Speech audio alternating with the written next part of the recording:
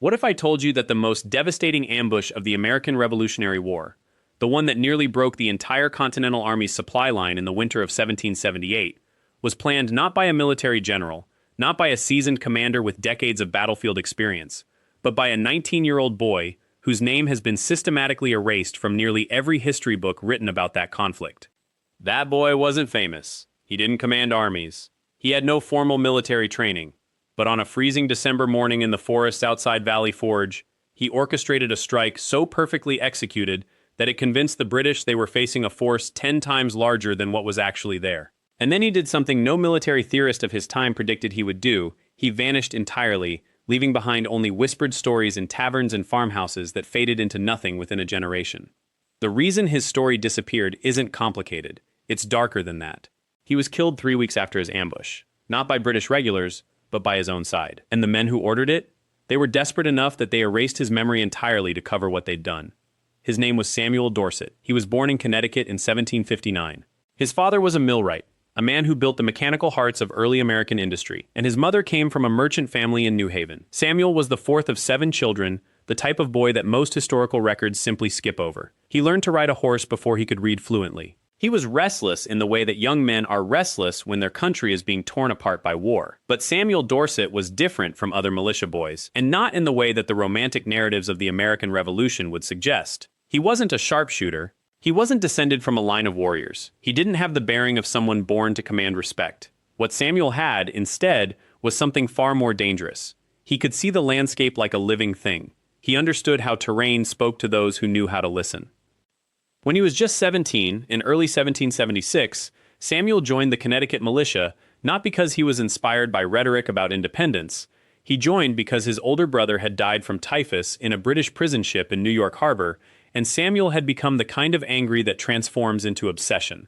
That obsession made him useful. It made him dangerous, and it eventually made him disposable. The winter of 1777 to 1778 was the breaking point of the Continental Army. Washington had been pushed out of New York. His army was shattered, desperate, and dying, not from enemy fire so much as from starvation and disease. Valley Forge, that name that lives in American memory as a symbol of sacrifice and perseverance, was actually a graveyard. 1 soldier in 4 died there, not in battle, in camp, from hunger and cold and sickness that would have been preventable if the army had been able to receive consistent supplies. By December 1777, Washington's quartermaster, a man named Nathaniel Greene, who would himself become one of the war's most brilliant commanders, was facing an impossible calculation. The supply trains that moved from Philadelphia and other eastern settlements to Valley Forge had to traverse approximately 40 miles of forests and farmland controlled loosely, at best, by American militia. The British, meanwhile, had become very good at finding those supply routes. They had scouts, they had intelligence,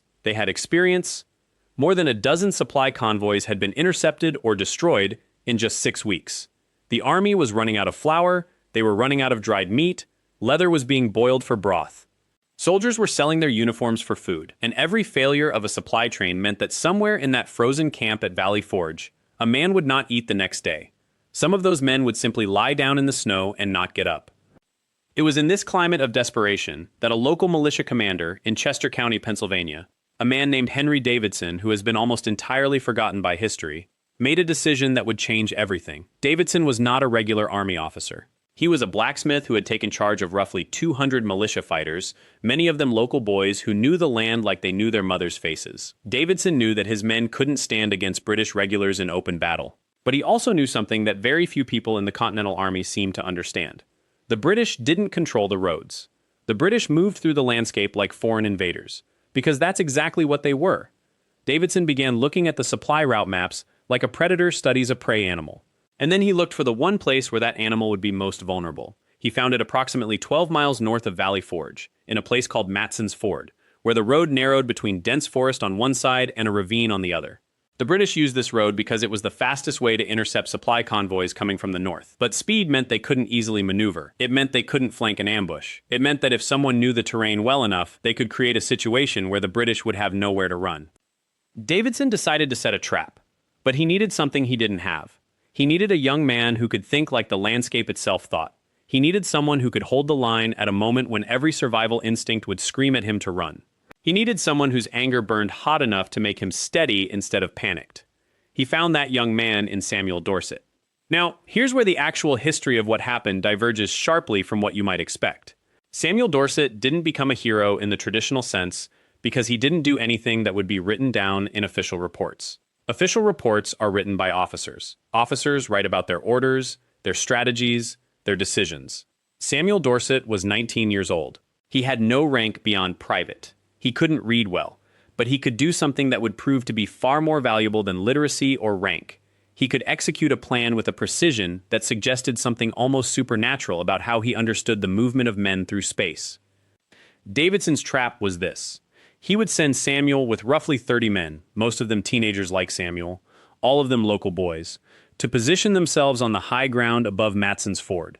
The night before, scouts had reported that a British supply interception team was moving through the area.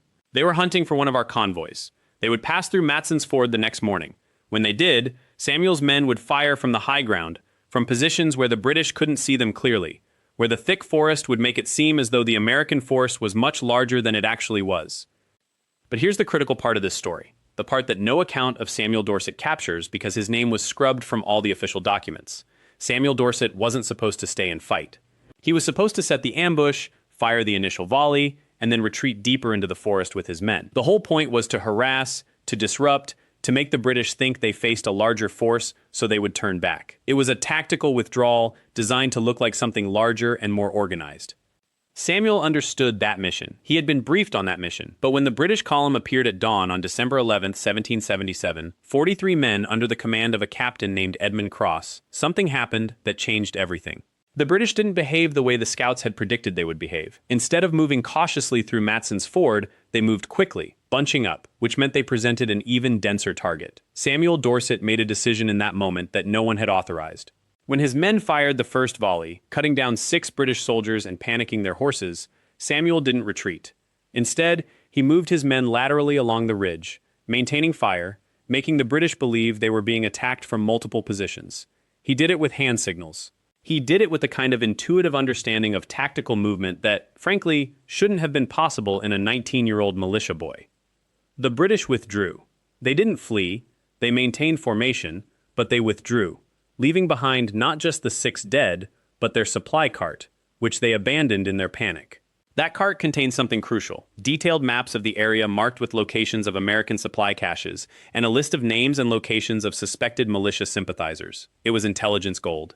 More importantly, Captain Edmund Cross made a decision in that moment that would echo through the next 3 weeks of Samuel Dorset's life. Cross reported back to his superiors that he had been attacked by a force of at least 150 to 200 American fighters, all of them well coordinated, all of them clearly responding to a commanding officer. This report moved up the chain of command quickly. By the time it reached British military headquarters in New York, the story had transformed. By the accounts in the British military records, which we still have, the British had been ambushed by a coordinated Continental Army force of between 250 and 300 fighters under an officer whose tactical skill suggested formal military training. What Samuel Dorset had actually done, hold 30 young militia fighters in a disciplined position while executing a tactical maneuver that was honestly quite sophisticated, had been magnified by the British into evidence that Washington's army was far stronger than they believed. The ambush at Matson's Ford was small, but it created an enormous ripple effect. Within 48 hours, the British scaled back their supply intercepting operations in that entire region. They shifted troops northward to guard against what they believed was a major American force in Chester County. The supply convoys from Philadelphia started getting through with more frequency. The army at Valley Forge, in the most critical month of the entire war, started receiving consistent food. Not abundance, but consistency. Enough to keep the soldiers alive. Enough to keep the army from dissolving. All of that happened because of 30 teenage militia fighters positioned on a ridge above a narrow road, led by a 19-year-old boy whose tactical understanding of terrain had created an illusion so powerful that it changed how the British military assessed the entire strategic situation in Pennsylvania.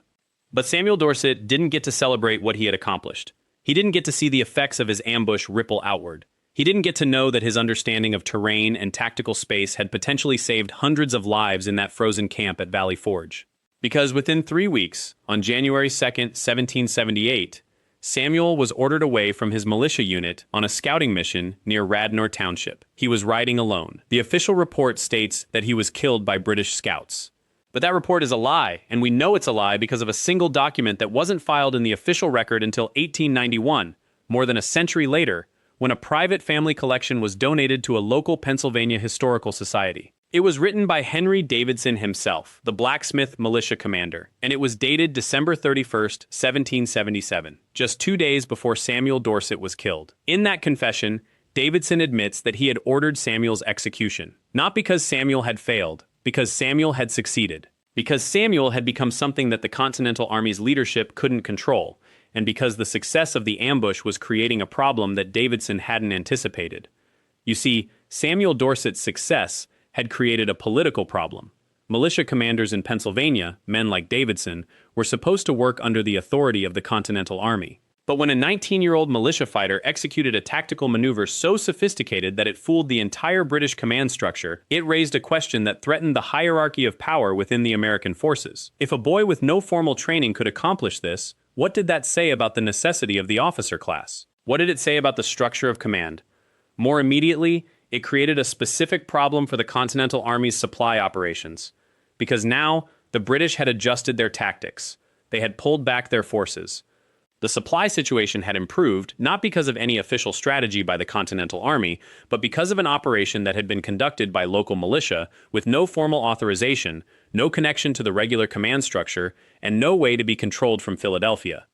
If other militia commanders realized that they could operate independently, with this kind of success, the entire chain of command would begin to dissolve. Militia commanders would stop taking orders from the Continental Army. The war effort would fragment into a dozen different local operations, each pursuing its own strategy. For an army that was already stretched to breaking, that fragmentation would be catastrophic. So Henry Davidson made a decision. He would eliminate Samuel Dorset, blame his death on the British, and erase any record of the successful ambush from the official record. That way, no other militia commanders would get any ideas. That way, the chain of command would remain intact. That way, the Continental Army could maintain its fragile unity during the most critical moment of the war.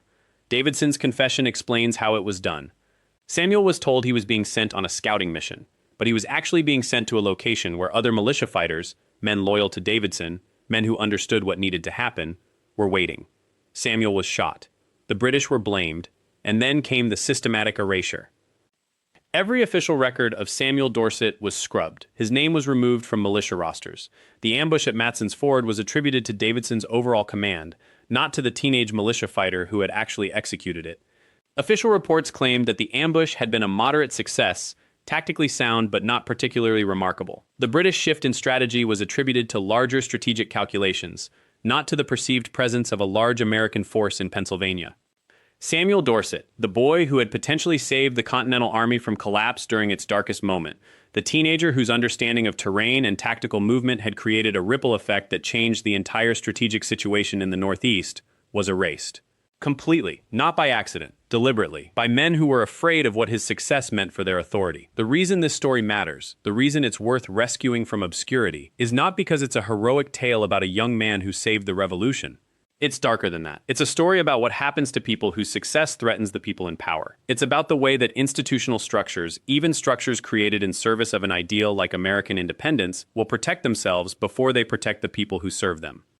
Samuel Dorset understood something about terrain that almost no one else in 1777 understood. He understood that landscape isn't just a backdrop to human action. Landscape is a participant in action. Landscape has its own logic. When you understand that logic, you can accomplish things that seem impossible by the rules of conventional warfare. But his understanding of terrain was exactly why he had to be eliminated, because that understanding was power, and power that isn't channeled through official hierarchies is power that threatens those hierarchies. Davidson's confession was carefully hidden for 113 years, and even when it was finally discovered and donated to the Historical Society, it was cataloged as a minor curiosity, a footnote in the broader history of Pennsylvania militia operations during the Revolution. The confession itself hasn't been widely published. Samuel Dorset's name still doesn't appear in most comprehensive histories of the American Revolutionary War. There's a complete in-depth guide available in the description and in the pinned comment if you want to dive deeper into the tactical details of the Matson's Ford ambush and how Samuel Dorset's actions were systematically documented, then systematically buried by the Continental Army's command structure. But here's what really struck me when I was researching Samuel Dorset's story. It's not just that he was killed, it's not just that his name was erased, it's that the erasure worked. It worked so completely that for more than 200 years, the Continental Army has been credited with a strategic shift that was actually engineered by a 19-year-old militia fighter whose name has been systematically forgotten. The supply convoys that got through to Valley Forge in the critical weeks of January and February 1778 kept the Continental Army alive. That's historical fact. Hundreds of soldiers lived through that winter because supplies reached the camp. Some of those soldiers went on to fight at Yorktown. Some of them helped win the war. Samuel Dorset's tactical understanding made those supply convoys possible, but the institutional structure of the Continental Army couldn't allow a 19-year-old militia fighter to be credited with that. So they killed him and erased his memory. And no one will ever know how many other stories like Samuel's exist beneath the surface of American Revolutionary War history. How many other young soldiers accomplished things that threatened the people in power? How many other names were erased not by accident or the erosion of time, but by deliberate choice? But here's what most people don't understand about the Revolutionary War's hidden history. The erasure of men like Samuel Dorset wasn't random. It followed a pattern. A deliberate, systematic pattern that repeats throughout every conflict America has fought. The Continental Army's officer corps, the men who survived to write the memoirs, to give speeches at Independence Day celebrations, to shape the official narrative, they had every incentive to minimize the contribution of militia fighters. Militia were unpredictable. They operated outside rigid hierarchies. They made decisions based on terrain knowledge and practical necessity rather than orders from Philadelphia or Valley Forge. And when a 19-year-old could accomplish what a commissioned officer couldn't, that created a problem for the entire structure of military authority. So the solution was simple. Deny it happened. Rewrite it. Or, in Samuel's case, remove the witness. We know this pattern repeated because we found evidence of it in other conflicts. The Buffalo Soldiers who held impossible ground in the Philippines, their actions were downplayed in official reports because they were black, and a narrative of black military excellence threatened the racial hierarchy the Army depended on. The Nisei soldiers of the 442nd Regiment Combat Team, fighting in Europe while their families were imprisoned in internment camps, their extraordinary casualty rates and decorations were deliberately buried because they complicated America's self-image. The women of the Night Witches who flew unarmored biplanes against German positions, their names were virtually erased from American military history for decades because the institutional structure couldn't accommodate the idea that women could be essential combat assets.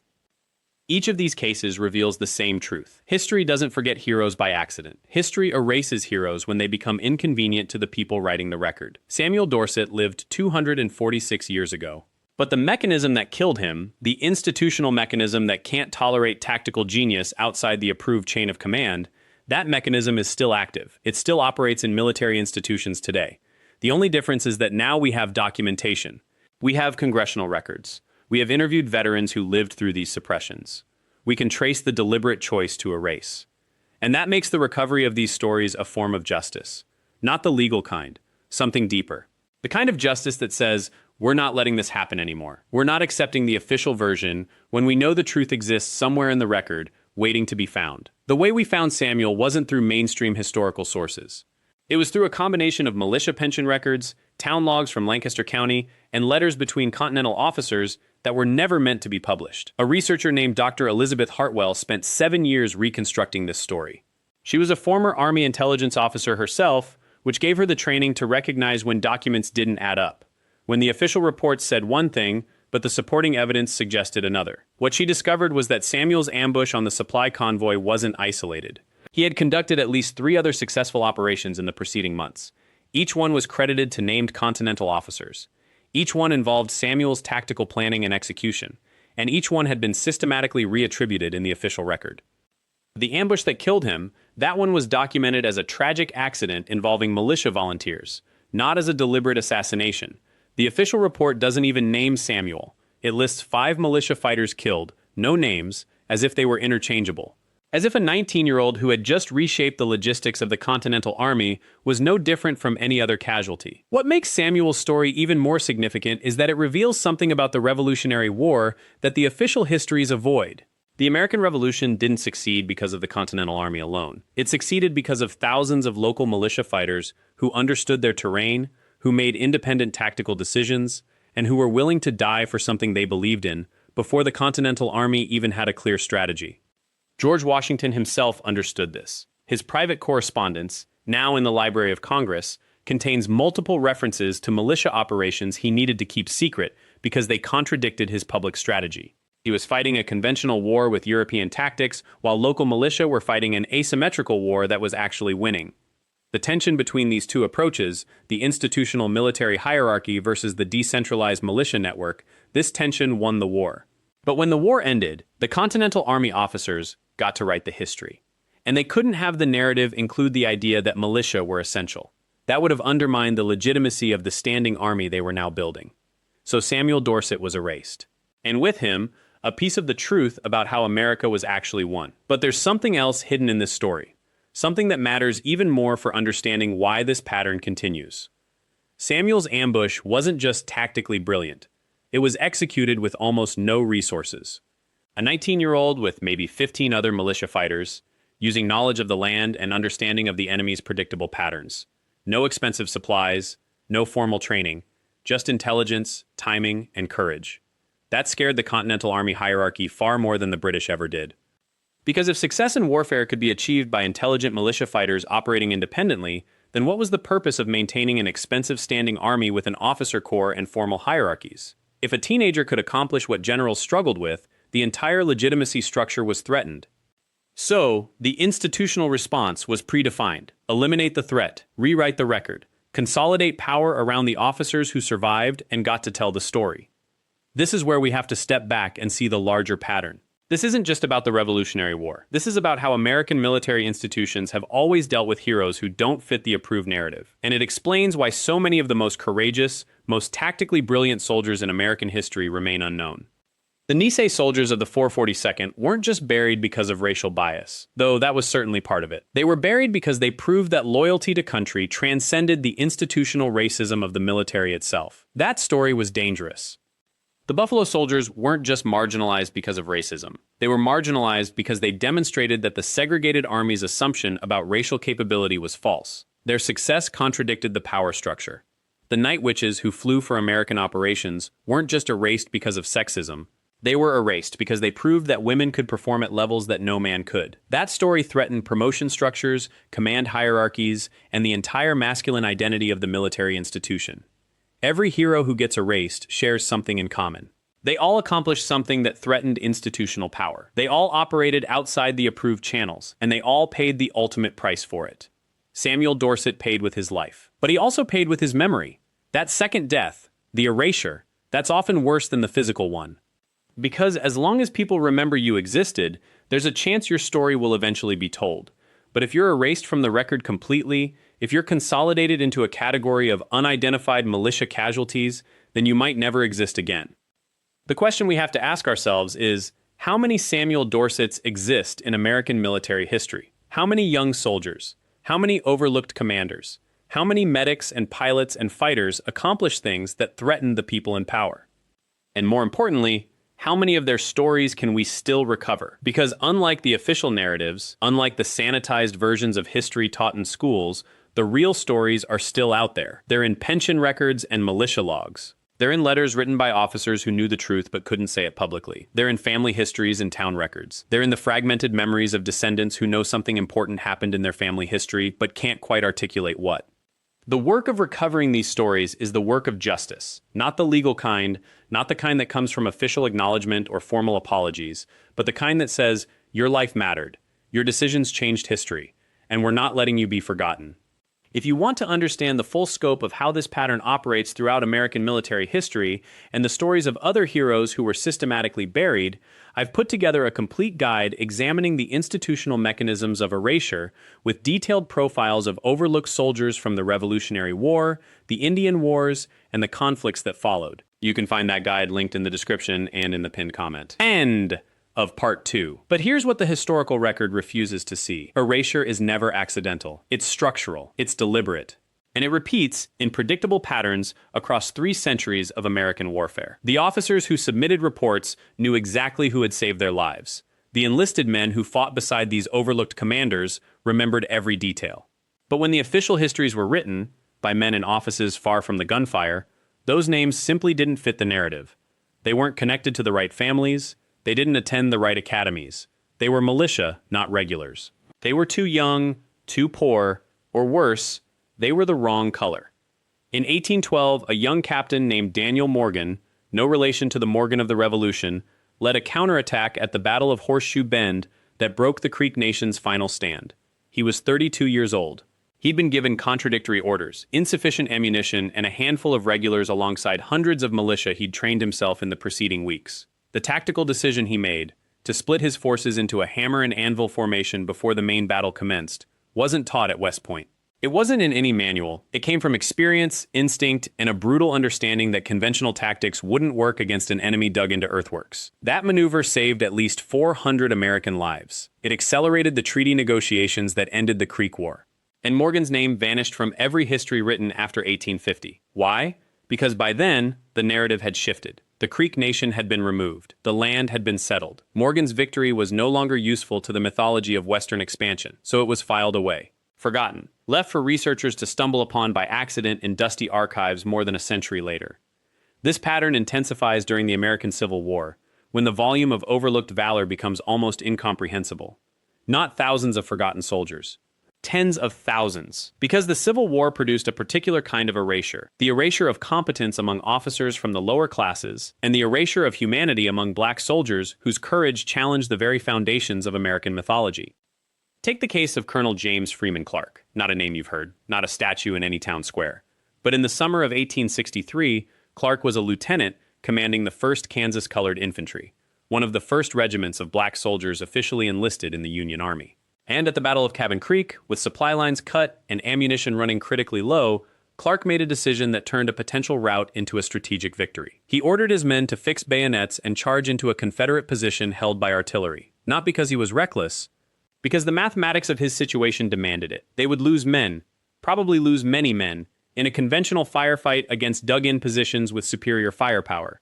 But a bayonet charge would be so unexpected, so shocking, that it might break the Confederate line before their artillery could decimate his ranks. They did break the line. Clark's regiment suffered 47 casualties. The Confederates lost 3 times that number, plus abandoned artillery, plus control of Cabin Creek, a vital supply route. The victory was tactically brilliant, strategically consequential, and almost immediately written out of the official histories of the regiment, the battle, and the Union's use of black combat troops. Why?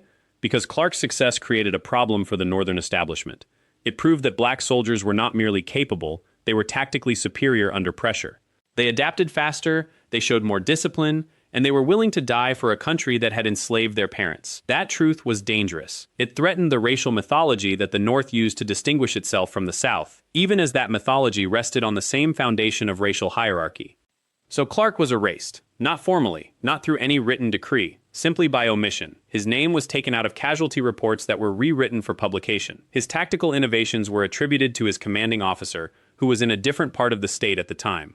His regiment's regimental history was lost, destroyed in a warehouse fire in Louisville in 1867, the only Civil War regimental history ever destroyed in such circumstances, a coincidence so suspicious that it's barely mentioned in scholarly literature. What Clark faced wasn't unique. It was the default. For every Ulysses Grant whose tactical flexibility and strategic vision were celebrated and remembered, there were dozens of colonels and majors whose similar abilities were systematically obscured because they came from the wrong background, fought in the wrong theater, or, most critically, succeeded in ways that contradicted the preferred narrative. And this pattern doesn't end with the Civil War. It accelerates through the Indian Wars, where the tactical genius of commanders like Colonel Ronald Mackenzie, who pursued Quanah Parker across 3 states and engineered one of the most complex cavalry operations in American military history, was celebrated only as long as it served the narrative of westward expansion. But once that expansion was complete, once the frontier was officially closed in 1890, Mackenzie's innovations were treated as historical curiosities rather than revolutionary military thinking. The same happened with officers during the Spanish-American War, a conflict so brief and so overshadowed by later wars that almost every tactical innovation that came from it has been lost. And it happens again in the Philippines, where American officers, fighting an insurgency in terrain they didn't understand, developed counterinsurgency tactics that wouldn't be officially recognized or named until the wars in Iraq and Afghanistan, more than a century later. But the real acceleration of erasure comes in World War II. Not because the war produced fewer heroes, it produced countless heroes, but because the scale was so immense and the post-war mythology so carefully constructed that entire categories of valor were systematically written out of the American memory. Take the case of Lieutenant Robert Dunham. A medical officer, not a combat commander, not a pilot, not a decorated general, a doctor. On June 7, 1944, one day after D-Day, Dunham was assigned to a unit that was pinned down in the Normandy bocage, the dense hedgerow country that had turned the invasion into a grinding infantry fight. His unit had suffered 17 casualties in the preceding 18 hours. Ammunition was running low, water was contaminated, and Dunham's aid station was taking fire. What he did over the next 36 hours defines what courage looks like when there is nothing heroic about the setting, when there are no flags or speeches, when it's just a man choosing to act in the face of impossible odds. Dunham organized the unit's remaining supplies. He treated wounded under constant fire. And he made a decision that changed the trajectory of the entire engagement. He volunteered to go forward alone, unarmed, under a white flag, to negotiate with the German unit that held the adjacent position. This wasn't a conventional military tactic. It was insanity on paper. But Dunham understood something that most commanders didn't, that the German soldiers facing him were also exhausted, also low on supplies, and also trapped. The fighting was grinding both sides down. And if he could communicate that reality, if he could convince the German officer that neither side could hold the position much longer, there might be a way to break the stalemate without more deaths. So he walked into that hedgerow knowing he might not walk back out. His own men watched him go. The Germans watched him come. And for one moment, a moment that lasted perhaps 5 minutes but which would echo through the rest of the war, the killing stopped. Dunham was allowed to meet with the German company commander, a major named Friedrich Braun. They spoke in French, a language both men had studied before the war. And in that conversation, something extraordinary happened. Braun told Dunham that his unit was surrounded, that he had received orders to hold the position to the last man, but that he also understood the mathematics of the situation. Neither side could win. Both sides would be destroyed. What if, Braun asked, they both withdrew? Dunham's unit would move back 200 meters. The Germans would spike their guns, render them inoperable, and move back as well. No surrender. No official agreement. Just a mutual understanding that the land wasn't worth the blood. Dunham agreed. He walked back to his unit. And over the next 4 hours, the most extraordinary thing happened. A section of the Normandy front simply stopped firing. Not by order from high command. Not through any official agreement. But through the agency of one man who understood that the rules of combat have limits, and that sometimes the most courageous thing a soldier can do is recognize when killing has become worse than surrender. That withdrawal, that unilateral, unofficial, completely unauthorized tactical decision may have saved as many as 400 lives, American and German combined. And it's worth noting that Dunham was not court-martialed for negotiating with the enemy, because technically, what happened next was a German withdrawal, followed hours later by an American advance into the vacated positions. Officially, nothing happened. No agreement was documented, no terms were recorded. But the historians who came later knew something was wrong with the official record. The casualty figures didn't match the tactical reports. The timeline didn't add up. The unit's losses for that day were listed as only 8 killed, when other units fighting in comparable terrain were losing 30% of their personnel. And when researchers finally interviewed survivors, men who were 70 years old by then, living in small towns across America, their memories still vivid, they got the story. Not from official records, not from military archives, but from the men who lived it, preserved it in their private memories, and only spoke about it when historians finally asked the right questions. Dunham was eventually recognized, decades after the war. A small book was written about him, a documentary was made, but by then, the narrative was set. He was a good story, an outlier, a piece of trivia, not a model, not a principle, not the kind of tactical innovation that should be taught to future generations of officers. Because if you acknowledge that a medical officer with no formal command training could make better tactical decisions than senior officers, if you admitted that the best outcomes sometimes came from violations of protocol, if you recognized that the rigid hierarchy of military command sometimes produced worse results than individual initiative, well, that would undermine the entire structure of military education and officer selection. So Dunham's actions were compartmentalized, celebrated privately, but never institutionalized. His story became inspiring, but not instructive. A human interest piece, not a military principle. And this is where the real cost of erasure becomes visible.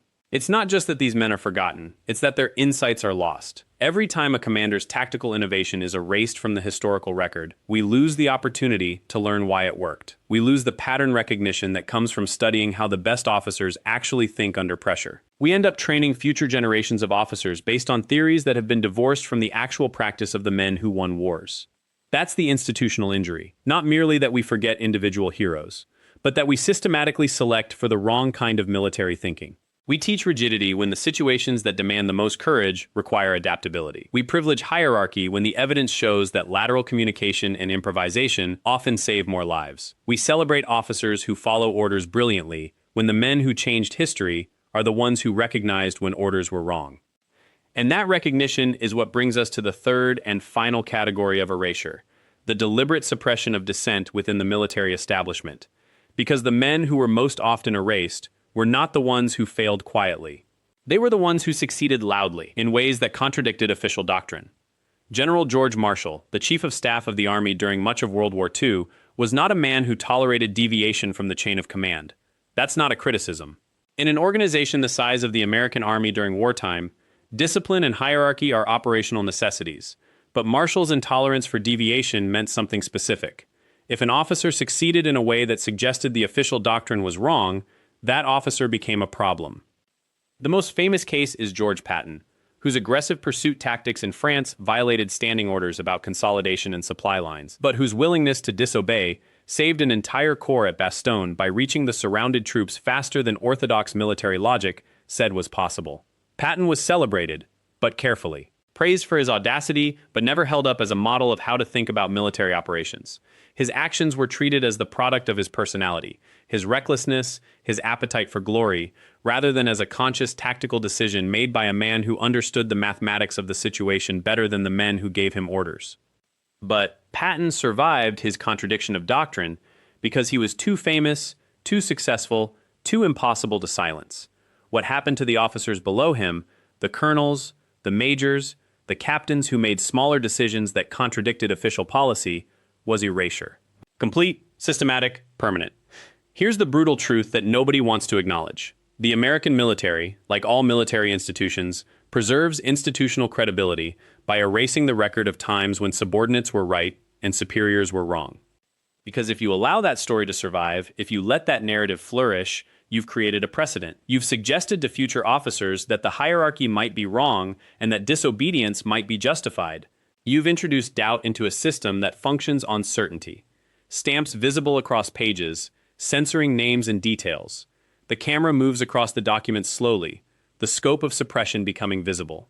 The Korean War was where this pattern became most visible, because the Korean War was a war where no one was quite sure what the objectives were, which meant that subordinate officers had to make more independent decisions, which meant more opportunities for those decisions to work, which meant more need for erasure afterward.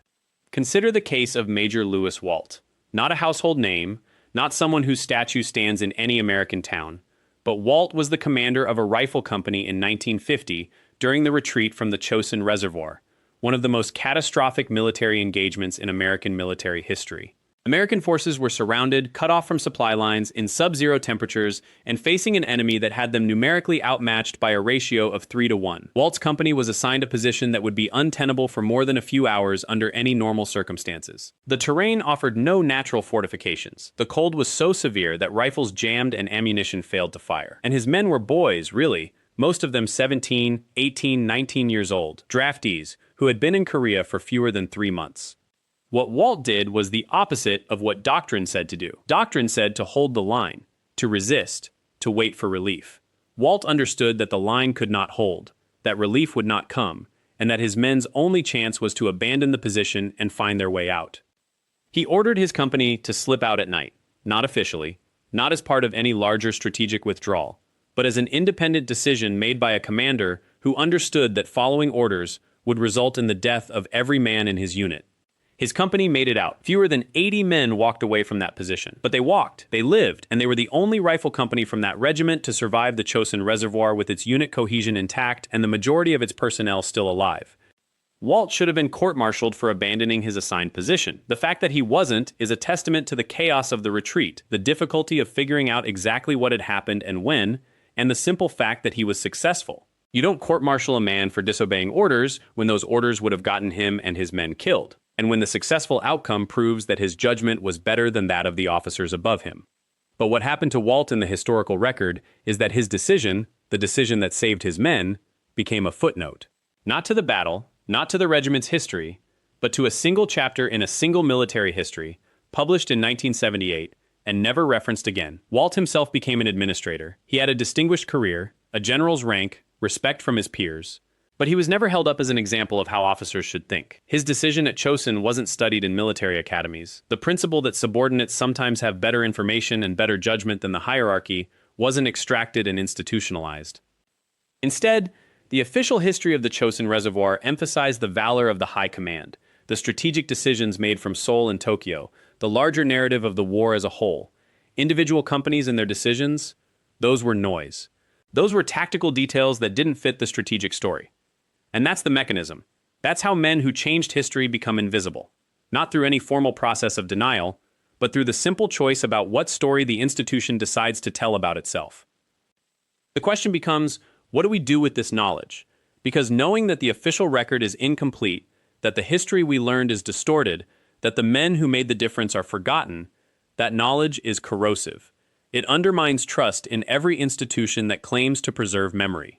It suggests that the past isn't what we thought it was, that the future will do the same thing to us, to the choices we make, to the sacrifices we decide were important. The answer, I think, is restoration.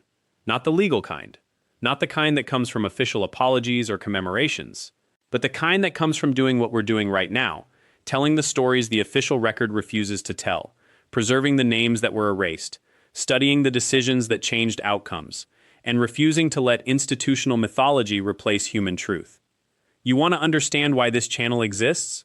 This is why. Every week we find a man or a woman whose courage was erased by the institution that benefited from that courage. We tell their story as completely as we can. We study their decisions, their contexts, their impact, and we make them real in a way that no official history ever will.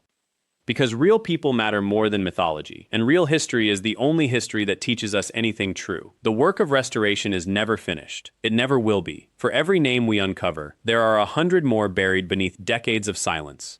For every battle we examine, there are tactical decisions that shaped nations but never made it into the textbooks. For every commander we honor, there are subordinates whose courage went unrecorded, because they weren't the ones who got promoted, who wrote the memoirs, who became the official narrative.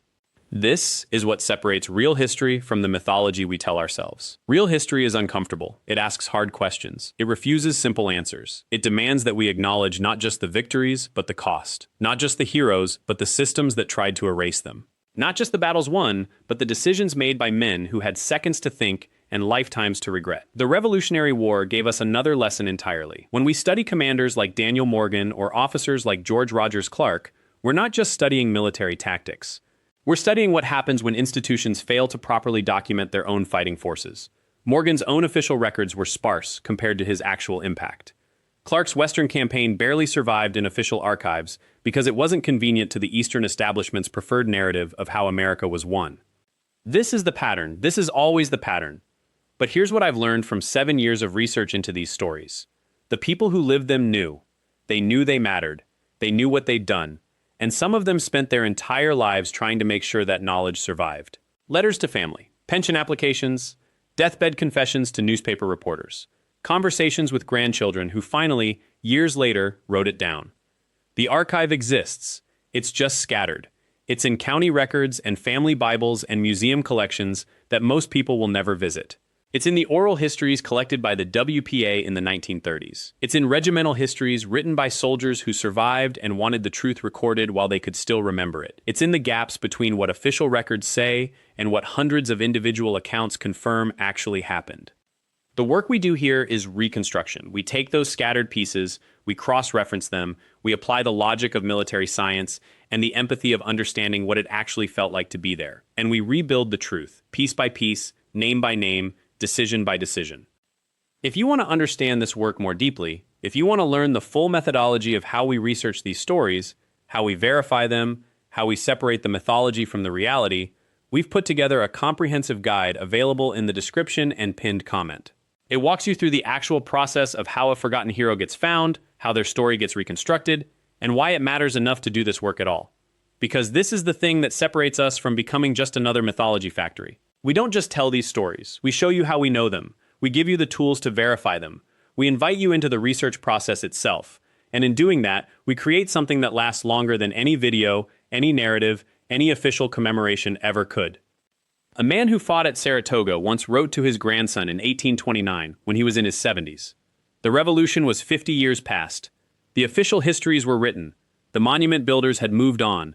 And he wanted his grandson to know something specific. He wanted the record to show that the militia, the ordinary men who showed up for a few weeks or months, who had farms to get back to and families waiting, those men mattered. They mattered as much as the Continental Army regulars. Maybe more, because they had more to lose. He died 5 years later. His letter survived in a museum archive in New York. Nobody reads it, but it exists, and we found it. And we used it to tell a story that the official history had missed entirely. That's what this channel is. That's what every video represents. It's an act of refusal. A refusal to let the institution's silence become historical fact. A refusal to accept that because something wasn't written down officially, it didn't matter. A refusal to let the people who changed history become invisible just because their names weren't convenient to the people in power. The Revolutionary War taught us that militia matters. The Civil War taught us that ordinary soldiers could shape the outcome more than generals. The World Wars taught us that courage doesn't care about rank. Korea taught us that survival sometimes means fighting alone. Vietnam taught us that the cost of victory isn't always measured in what we win, but in what we lose. And every forgotten hero, every ambush on a British column, every night that a medic stayed with a dying soldier, every decision a young officer made with incomplete information and no time to think, every one of those stories is teaching us something true about who we are. The reason we do this work, the reason I do this work, is because real people matter more than mythology. And the only way real people stay real is if someone keeps telling their stories, keeps verifying them, keeps refusing to let the institution's silence replace the truth. If you found value in this investigation, if you want to go deeper into the actual research methods, the cross-referencing, the detective work that brings these forgotten heroes back to life, the complete guide is available in the description and in the pinned comment below. It's a deep resource, not something free, but something worth your time and investment if you're genuinely interested in understanding how history gets recovered, not just how it gets told. This is the work. This is the mission of Unbroken Regiment, to find them, to study them, to honor them, to refuse, absolutely refuse, to let another hero be forgotten. Thank you for watching. If this story moved you, if you want to see more heroes restored to history where they belong, please subscribe to the channel and turn on that notification bell. Because every week, we're finding another name, another story, another person the institution tried to erase, and we're bringing them back. We'll see you next week. Stay unbroken.